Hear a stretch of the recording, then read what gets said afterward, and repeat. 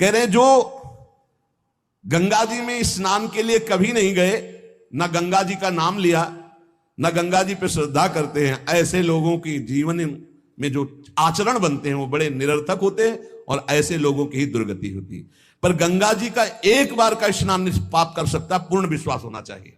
एक बार हरिद्वार में बहुत लोग गंगा स्नान कर रहे थे, पार्वती जी ने कहा कि देखो इन सबका उद्धार पक्का हो गया, क्योंकि हम देवी की महिमा को जानती गंगा की, ये सब स्नान करके, पूर्णिमा का पर्व है, ये स्नान कर रहे हैं, पक्का निष्पाप हो गए। महादेव जी ने कहा नहीं नहीं नहीं। बोले क्यों प्रभु? बोले इनमें कोई गंगा स्नान कर रहा है, सब पानी में डुबकी लगा के आ रहे हैं, गंगा में थोड़ी लगा के। प्रभु आप भी एक आश्चर्य में बात करते, सब देखो ना कितने भाव से नहा नहा के आ रहे हैं। बोले अच्छा इनको विश्वास नहीं गंगा जी पे, इसलिए पानी पे डुबकी लगाते हैं, कोई एक होगा जिसे विश्वास होगा। देखो अभी हम परीक्षा करते हैं।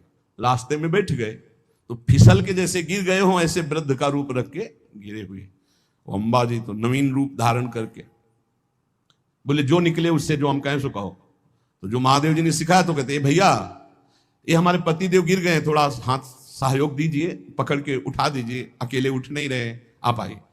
और जब कोई आने लगे तो कहना निष्पाप पुरुष ही हमारे पति को छू सकता है, अगर पापी छुआ तो भस्म हो जाएगा, बस इतना तुम्हें बोलना है, ठीक है।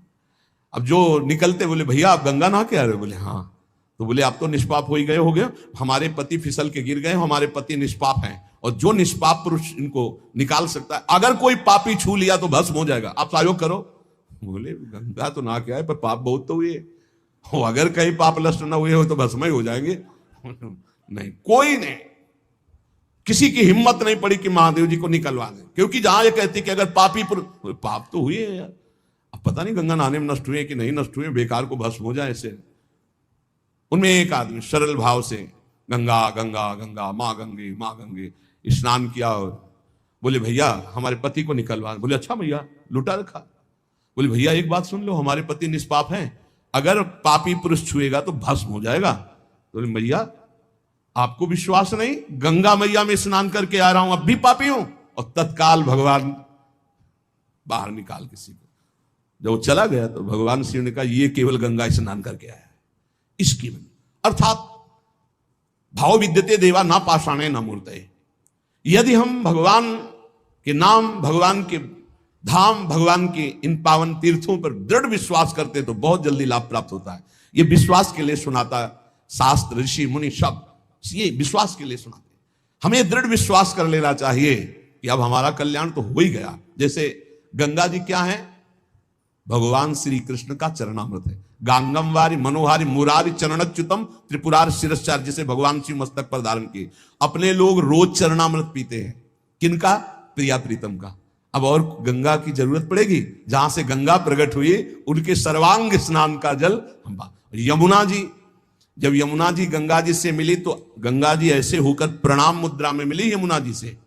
यमुना जी ने कहा तुम्हारा हो भाग्य कि तुम जगत पावन करने वाली गंगा हो, तो उनका तुम्हारे सामने मेरी कोई सामर्थ्य नहीं, क्योंकि तुम में प्रभु पूर्ण अवगाहन करते, हम तो प्रभु के चरण धोवन मात्र हैं, आपके ऊपर तो पूर्ण प्रभु की कृपा है। ब्रजेंद्र सोनु राधिका हृदय प्रपूर्य माणयो महारसाब्द पूरयो रिवातिथि वेगता रसैक सीम राधिका पदाब्ज भक्ति साधिका तदंग राग पिंजर प्रवाह।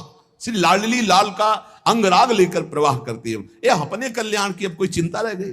रोज जो चरणामृत पान करता है, काल मृत्यु हरणम सर्व व्याधि विनाशनम श्री कृष्ण पादोदकम पीत्वा पुनर्जन्म न विद्यते, बस विश्वास हो। रजराली लगाते हैं, राधा राधा बोलते हैं, अब कोई जरूरत कल्याण की। दृढ़ निष्ठा रखो।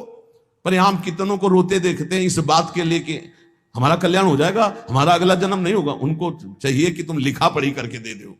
अरे विश्वास मानो यार, विश्वास मानो। कल्याण स्वरूप आप हो चुके हैं, धाम में बैठे हैं, पर आपको विश्वास है नहीं। हित दूर जो विश्वास है तब वही सुधरे बात, ना तरु माया पंथ में फिरे जो टक्कर खात।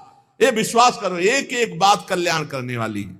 भगवती गंगा जी 400 कोस दूर से गंगा गंगा बोले तो भगवान के धाम भेज देती निष्पाप करके। ऐसी महामहिमा श्री गंगा जी के स्मरण में, अवगाहन में, आचमन में, स्नान करने में।